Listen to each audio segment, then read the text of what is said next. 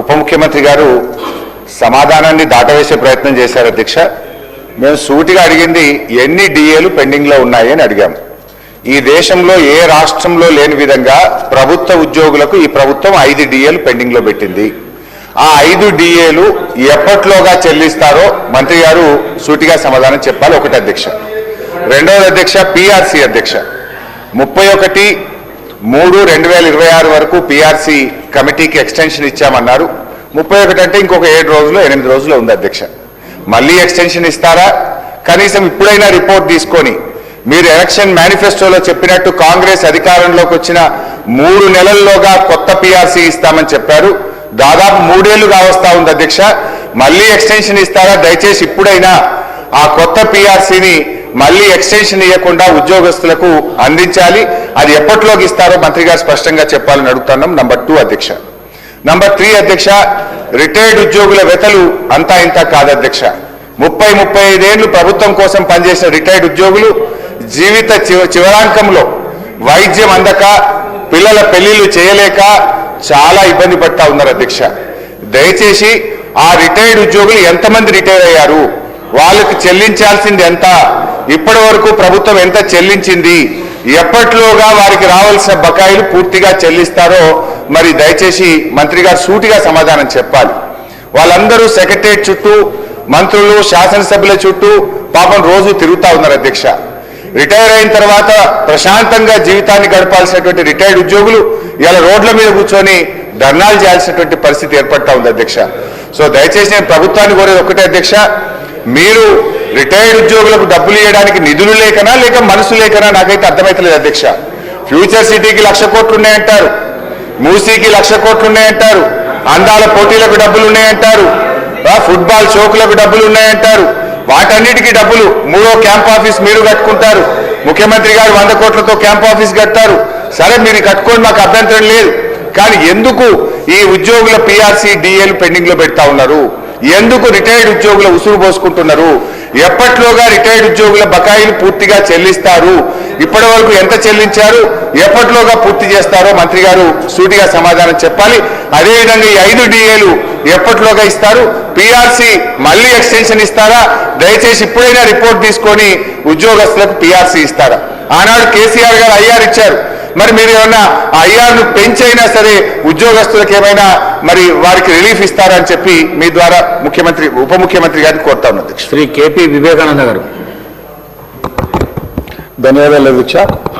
అధ్యక్ష, retired employees సంబంధించినటువంటి మరి ప్రతి ఒక్కరు కూడా మరి దాదాపు అందరూ శాసనసభ్యులను కలిసి తమ యొక్క మనోవేదనని లిఖితపూర్వకం ఇచ్చిన సందర్భం గుర్తు చేసుకుంటున్నాను అధ్యక్ష.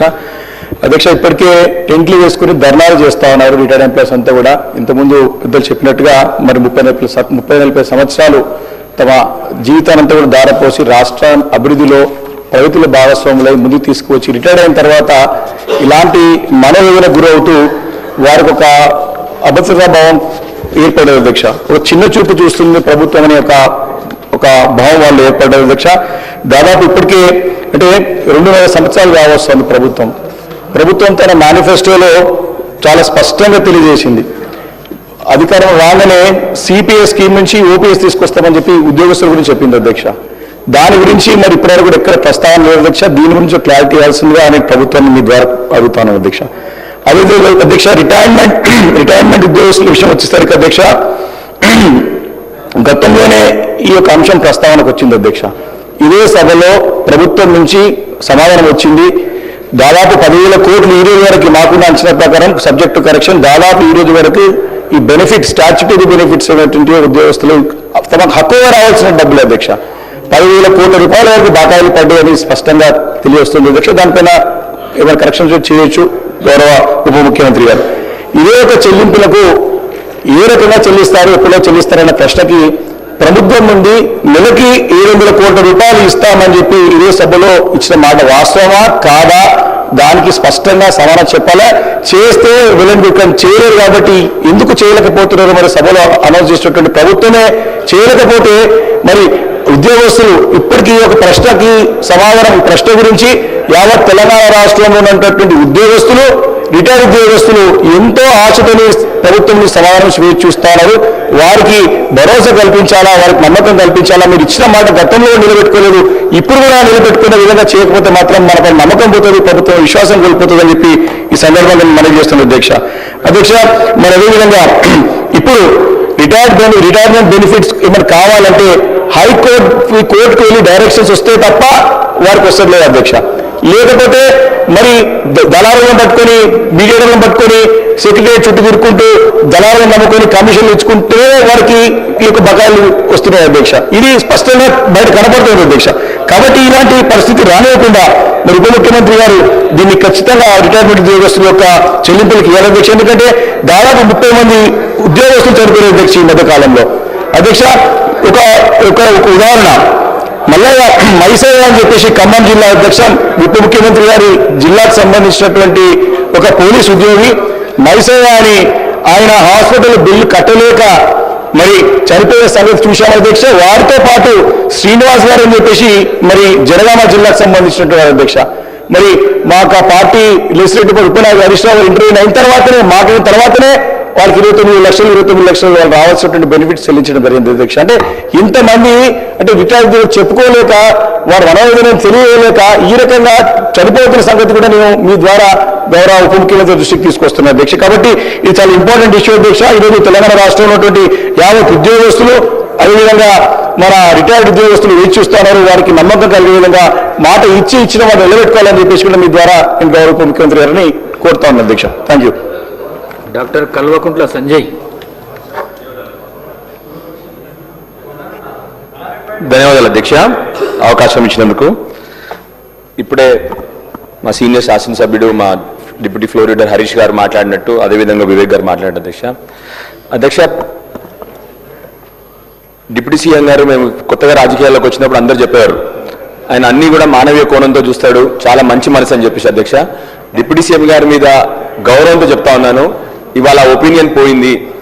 ఎందుకంటే బయట ప్రతి వారం అధ్యక్ష నేను కాన్స్టిట్యున్సీ పోగానే పాపం రిటైర్డ్ ఎంప్లాయీస్ అందరూ వచ్చి ఎంత బాధేస్తా ఉంది అధ్యక్ష. నిన్న మళ్ళీ ఒకసారి అధ్యక్ష ప్రతి ఒక్క గవర్నమెంట్ ఎంప్లాయీ నిన్న నా దగ్గరకు వచ్చినా నిన్న కాన్స్టిట్యున్సీ పోతే, సార్ మా పిఆర్సీ గురించి మాట్లాడండి, మా 5 డిఏల గురించి మాట్లాడండి అని చెప్పి పట్టుబడతా ఉన్నారు అధ్యక్ష. బయట వాళ్ళందరూ ఎమ్మెల్యేలు ఎంపీల ఆఫీస్ చుట్టూ తిరుగుతా ఉన్నారు. దయచేసి డిప్యూటీ సీఎం గారిని మళ్ళీ రిక్వెస్ట్ చేస్తా ఉన్నాను, మీరు పెద్ద మనసుతో ఇప్పుడే హరీష్ గారు అడిగినట్టు స్ట్రైట్ గా జవాబు చెప్పండి. ఎప్పుడు ఇస్తారు మీరు డిఏలు, ఎప్పుడు పిఆర్సీ అపాయింట్ చేస్తారు మీరు అని చెప్పి స్ట్రైట్ గా ఆన్సర్ చేయాలని చెప్పి నేను కోరుతాను. అదేవిధంగా పెన్షనర్ల బకాయిలు ఎప్పుడు ఇస్తారు? వాళ్ళు నిజంగా అధ్యక్ష మీ అందరికి తెలుసు, అందరు కూడా 60 ఏళ్ళు దాటిన వాళ్ళు వాళ్ళు పెన్షనర్లు అంటే వాళ్ళ ఆరోగ్యానికి కానీ వాళ్ళ ఇంట్లో పెళ్లిళ్ళకి కానీ వాళ్ళ ఇంట్లో దేనికి కూడా డబ్బులు లేని పరిస్థితి వాళ్ళ అధ్యక్ష. దయచేసి అన్ని సంవత్సరాలు వాళ్ళు కష్టపడి కాపాడుకున్న వాళ్ళ డబ్బుల్ని మేము లేమని చెప్తా ఉన్నాం తప్ప ఏదో గొంతమ్మ కోరికలు వాళ్ళకి కోరట్లేదు. దయచేసి మీరు రెస్పాండ్ అవ్వాలని చెప్పి డిప్యూటీ సీఎం గారిని కోరుతానని అధ్యక్ష. గౌరవ ఉప ముఖ్యమంత్రి గారు.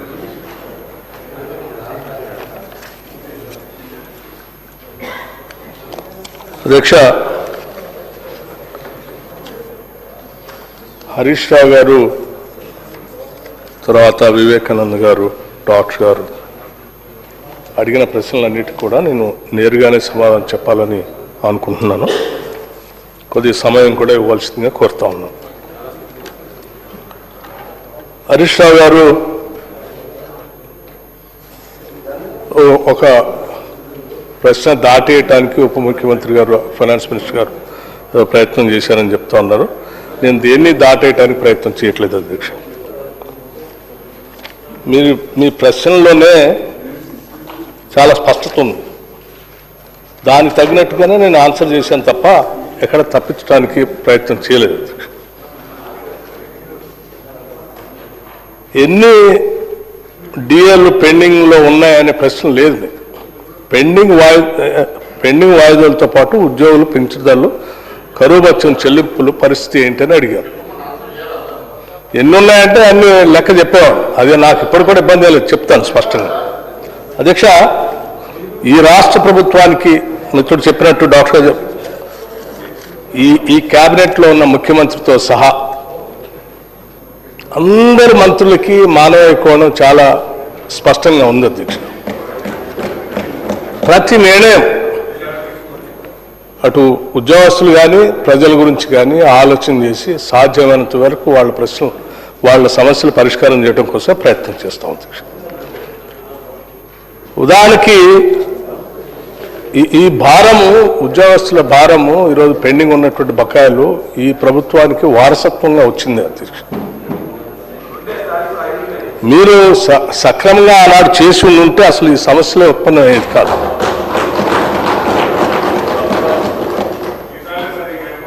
కరువు భత్యం డిఏ విషయంలో గత బీఆర్ఎస్ ప్రభుత్వం 1/7/2022, 1/1/2023 మరియు 1/7/2023 నుండి ఉద్యోగులకు ఇవ్వాల్సిన డిఏ బకాయిలు ఇవ్వకపోవటం వల్లనే ప్రస్తుత ప్రభుత్వం ఇవ్వాల్సిన పరిస్థితి ఏర్పడింది. 3 డిఏ బకాయిలు మీరు పెండింగ్ పెట్టిపోయారు. 3 ఆ 3టిని మేము వచ్చిన తర్వాత క్లియర్ చేశాం. మీరు మాట్లాడుతున్న ప్రతి మాట ఏదో ఉద్యోగస్తుల మీద మీకే విపరీతమైన ప్రేమ ఉంది, వాళ్ళ కోసం చేశారు, ఈ ప్రభుత్వానికి మానవ కోణమే లేదు. 100% ఈ ప్రభుత్వానికే మానవ కోణం ఉంది అధ్యక్ష. వీళ్ళు మాట్లాడేవన్నీ కూడా సక్రమంగా లేవు. తదుపరి ఇతర పెండింగ్ డిఏలు కూడా సాధ్యమైనంత త్వరగా ప్రాధాన్యత క్రమంలో విడుదల చేయటానికి మా ప్రయత్నం అంతా చేస్తా ఉన్నాం. ఈ ప్రభుత్వం ఏర్పడిన తర్వాత పెండింగ్లో ఉన్న కరువు భత్యాన్ని 22.75% నుండి 26.39%, 26.39% నుండి 30.03%, 13/6/2025 మరియు 30.03% నుండి 33.67% పెంచుతూ 12/1/2026 నాడు ప్రభుత్వ ఉత్తర్వులు జారీ చేయటమైంది. గత బీఆర్ఎస్ ప్రభుత్వం కేవలం రిటైర్మెంట్ బెనిఫిట్స్ చెల్లింపుల ఆర్థిక భారం తప్పించుకోవటానికే మార్చి 2021 నుండి ఉద్యోగుల పదవి విరమణ వయసుని 3 సంవత్సరాలకు పెంచారు. 4వ తరగతి ఉద్యోగులు 60 నుండి 61 సంవత్సరాలు మరియు ఇతర ఉద్యోగులకి 58 నుండి 61 సంవత్సరాలు పెంచడం వల్ల మార్చి 2021 నుండి మార్చి 2024 మధ్యలో పదవీ విరమణ చేయవలసిన దాదాపు 17,000 మంది ఉద్యోగులు మార్చి 2024 తర్వాత పదవీ విరమణ చేయటం వల్ల వారికి చెల్లించాల్సిన పదవీ విరమణ ప్రయోజనాలు గత బీఆర్ఎస్ ప్రభుత్వం చెల్లించకుండా ఈ ప్రభుత్వంపై భారం వేసిన మాట వాస్తవం అధ్యక్ష. కేవలం వాటిని చెల్లించలేకనే మీరు దీన్ని పెంచారు. అంతేకాకుండా ఏప్రిల్ 2020 నుండి మార్చి 2021 వరకు ఉద్యోగులకు చెల్లించాల్సిన పిఆర్సీ 2020 బకాయిలు కూడా పదవీ విరమణ సమయంలోనే చెల్లించే విధంగా గత ప్రభుత్వం తీసుకున్న నిర్ణయం కారణంగా ఏర్పడ్డ అదనపు భారాన్ని కూడా ఈ ప్రభుత్వమే చెల్లించింది. దానికి తోడు పదవీ విరమణ వయసును పెంచడం వల్ల ప్రస్తుత రిటైర్డ్ అవుతున్న ఉద్యోగుల సర్వీస్ పెరగటం వల్ల వారికి చెల్లిస్తున్న గ్రాట్యుటీ, సరెండర్ లీవ్, జీపీఎఫ్ వంటి ఆర్థిక ప్రయోజనాల్లో కూడా పెరుగుదల ఏర్పడి ఆ అదనపు భారం కూడా ప్రభుత్వమే మోయవలసి వచ్చింది. మొత్తంగా వారు గత ప్రభుత్వం చెల్లించాల్సిన రిటైర్మెంట్ ప్రయోజనాలు 3 సంవత్సరాలు వాయిదా వేసి ఈ ప్రభుత్వం పైకి బదలాయించారు. అయినా ఈ చర్యతో అధిక ఆర్థిక ప్రయోజనాలు కూడా ఈ ప్రభుత్వం చెల్లించాల్సి వస్తుంది. దీంతో ఈ ప్రభుత్వంపై అదనపు భారం పడింది. అయినప్పటికీ కూడా మేము ఆ భారాన్ని కూడా మోస్తూ న్యాయం చేస్తూనే ఉన్నాం.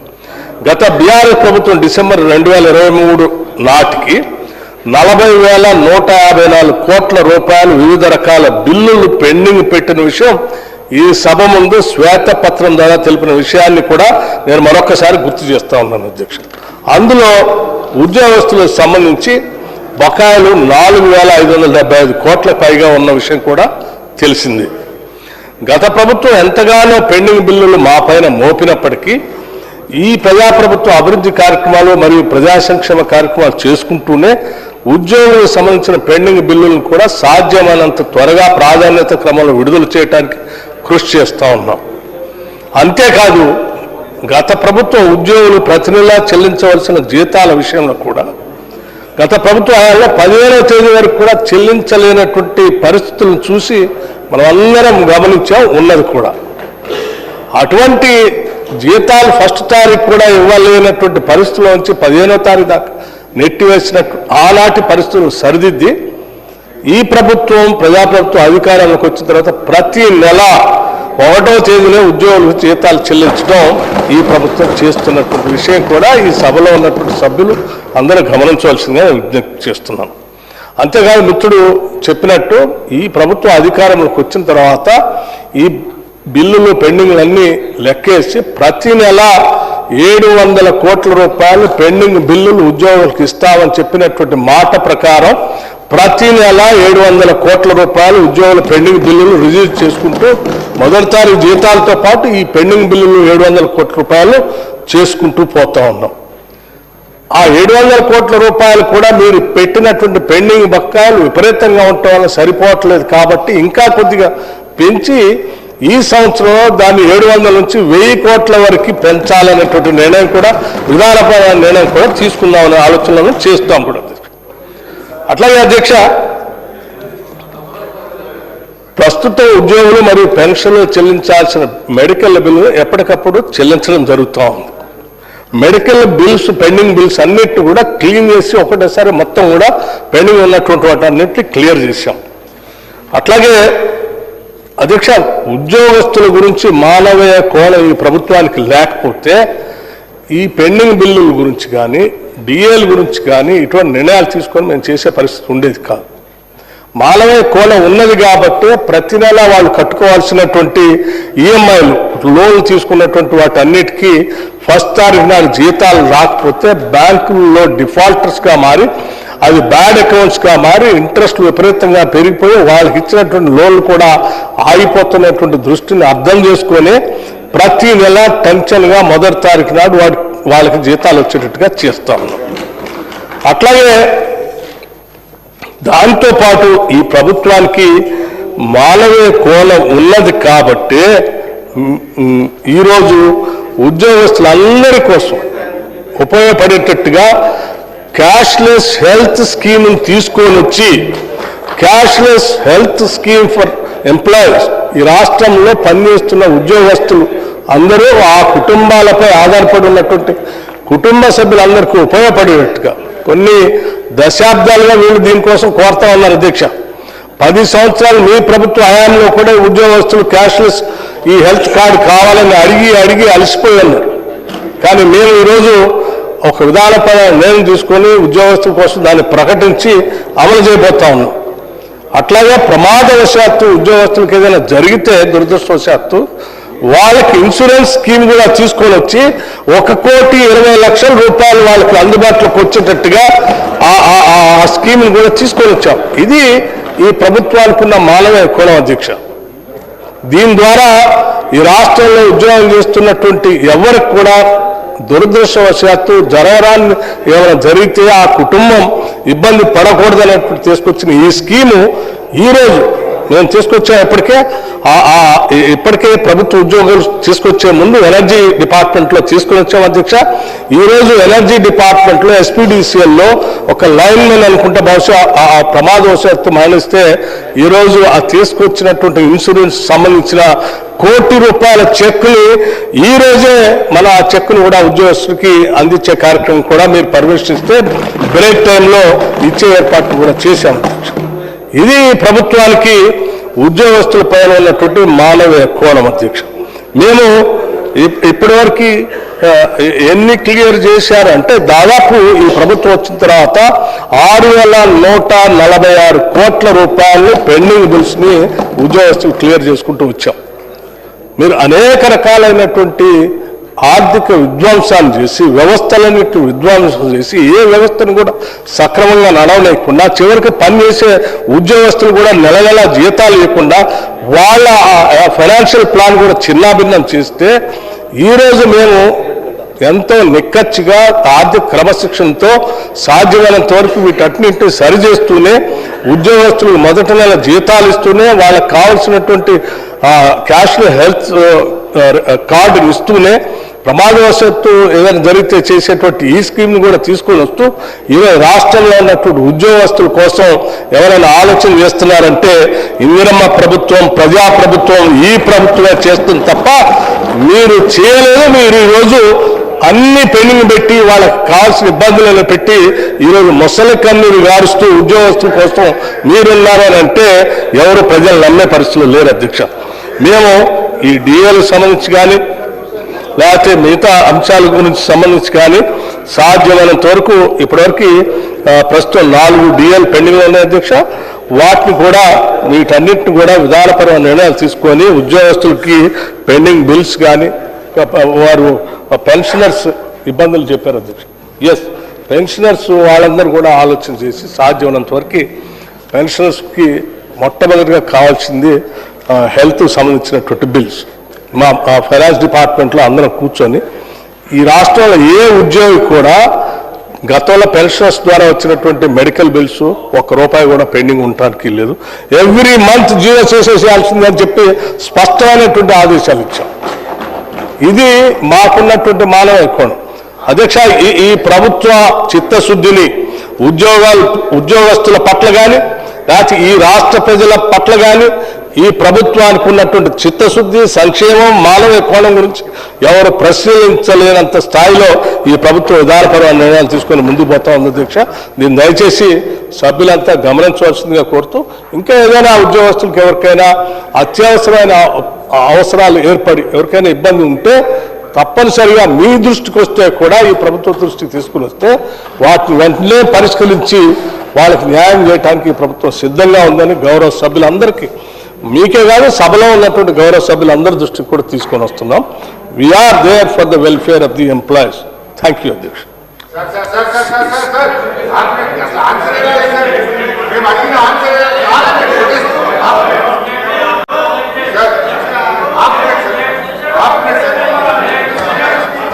అధ్యక్ష, గౌరవనీయులు భట్టి గారు మేము అడిగిన ఏ ప్రశ్నకు కూడా సూటిగా సమాధానం చెప్పలేదు అధ్యక్ష.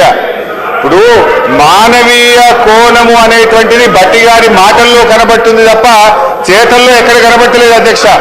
అధ్యక్ష, మేము ఈరోజు సూటిగా 5 డిఏలు ఎప్పట్లోకి ఇస్తారు, పిఆర్సీ ఎప్పట్లోకి అమలు చేస్తారు, సిపిఎస్ ను ఎప్పట్లోకి అమలు చేస్తారని సూటిగా అడిగాం అధ్యక్ష.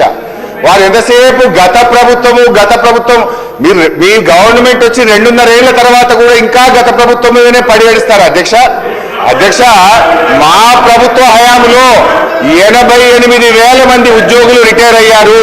ఇయర్లీ కూడా లెక్క చెప్పమంటే చెప్తా, బీఆర్ఎస్ 9 ఏళ్ల కాలంలో 88,000 మంది ఉద్యోగులు రిటైర్ అయితే వారందరికీ పెన్షన్ బెనిఫిట్లు మేము ఇచ్చాము. మీరు ఎప్పట్లోకి ఇస్తారో చెప్పండి. సో ఈ ప్రభుత్వం పెన్షన్ బెనిఫిట్లు రిటైర్డ్ ఉద్యోగులకు ఇవ్వడం పట్ల, పిఆర్సీ డిఏ విషయంలో, సిపిఎస్ విషయంలో ఉద్యోగుల పట్ల మోసపూరిత వైఖరికి నిరసనగా బీఆర్ఎస్ పార్టీ తరఫున తీవ్రమైన నిరసన తెలియజేస్తూ వాకౌట్ చేస్తున్నాం అధ్యక్ష.